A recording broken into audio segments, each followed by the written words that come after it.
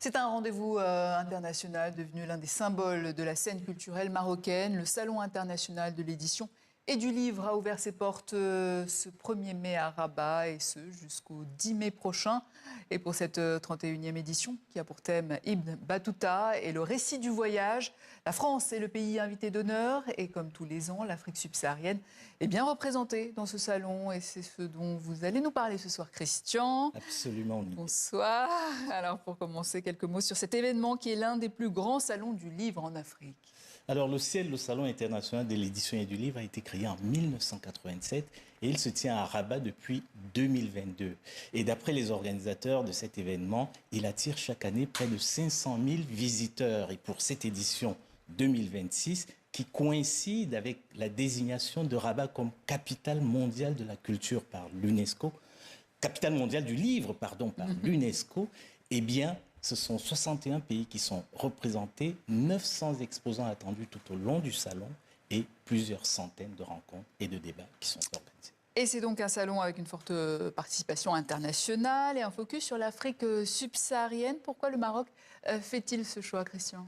Il y a une volonté affichée de renforcer les liens entre le Maroc et les pays d'Afrique subsaharienne. L'ambition étant évidemment de faire de Rabat une sorte de plateforme du dialogue sud-sud, tout en positionnant le Maroc comme un carrefour des cultures africaines.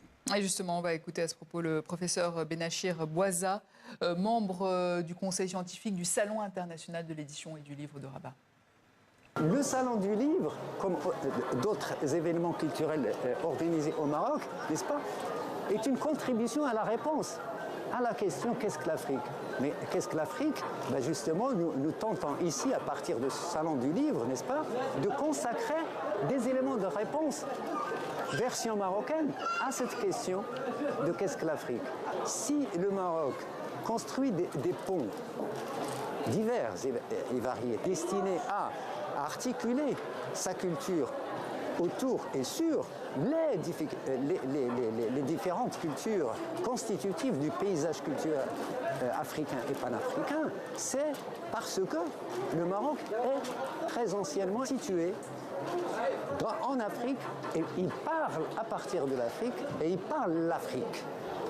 Et il se trouve, Christian, que la participation à un salon international peut représenter un investissement important pour certains éditeurs subsahariens, souvent confrontés à des ressources limitées. Alors, quelle solution offre le Salon du livre de Rabat? Eh bien, le Salon international de l'édition et du livre de Rabat prend en charge l'ensemble des coûts logistiques liés à la présence de ces éditeurs sur place au Maroc. Ils peuvent comme ça bénéficier d'une sorte de vitrine internationale pour présenter leur production. Et je vous propose justement d'écouter deux de ces éditeurs présents cette année à Rabat au Maroc. On les écoute. Cette invitation est des plus stratégiques pour nous en termes de positionnement et en termes de recherche de partenaires et aussi dans la vente de livres. C'est la deuxième fois que nous venions donc à ce salon et ça représente une visibilité pour nos auteurs. Il faut que les livres voyagent, il faut que les lecteurs d'ailleurs, du Maroc, du monde entier, donc découvrent ce qui se passe donc ailleurs. Alors, comme les éditeurs qu'on vient d'entendre, certains auteurs peuvent également être invités à participer à des rencontres ou des conférences durant le salon.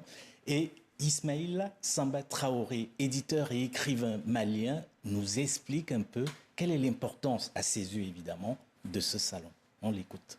Cette année, je suis venu en tant que conférencier, invité en tant que conférencier, pour parler des questions de diversité, de migration. Et ce salon est un pôle de professionnalisation très avancé, mieux que beaucoup d'autres, qui nous permet, à partir de l'Afrique, d'être en réseau. Ça représente une avancée considérable dans la professionnalisation, parce que vous savez que la filière du livre est en détresse dans certains pays, dans certaines zones, dans plus de pays que d'autres qui sont prospères.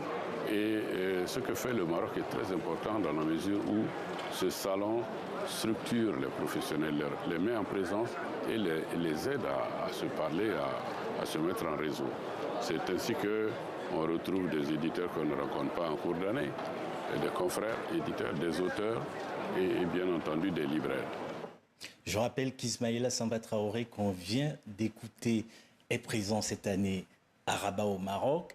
Et sur place, il en a profité pour faire un petit point sur la situation au Mali qui, on le sait, est évidemment difficile, tout en soutenant ses confrères éditeurs et écrivains. Et je tiens à saluer cet homme qui, avec beaucoup de courage, continue à faire de l'édition au Mali. Tout à fait. Merci Christian. Je rappelle que la 31e édition du Salon international de l'édition et du livre se tient donc à Rabat au Maroc jusqu'au 10 mai prochain. Et je rappelle que notre confrère Christophe Glaise est toujours à ce jour en détention en Algérie, journaliste français spécialiste du football, notamment pour le magazine SoFoot. Il a été condamné à 7 ans de prison ferme alors qu'il exerçait son métier. L'occasion pour TV5 Monde de rappeler que la liberté d'informer demeure un enjeu essentiel partout dans le monde. Nous pensons à lui, à sa famille, à tous les journalistes en prison.